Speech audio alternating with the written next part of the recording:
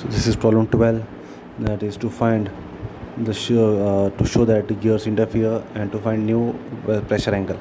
So example 6.21, the standard full depth 4.5 degree gear have module of 5 mm. The pinion has 15 teeth and the gear has 60 teeth. Addendum is one module.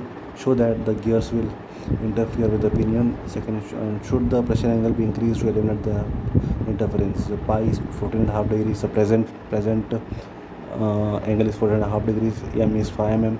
Small t is 15. Capital T is 60. So addendum is one module. So gear ratio for the present teeth, capital T G is T by T, that's 60 by 40, 15, that is 4.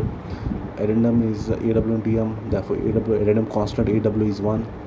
So therefore now we'll find the theoretical value of minimum number of teeth, that is T is equals to 2AW G into square root of 1 plus 1 by G sin square pi 1 by G plus 2 Brett loss minus 1.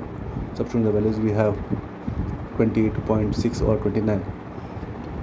So that is the given number of teeth for pinion.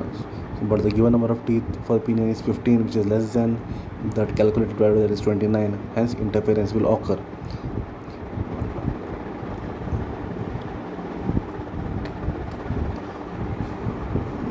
Now since suppose if number of teeth on pinion is 15, then we need to change the angle.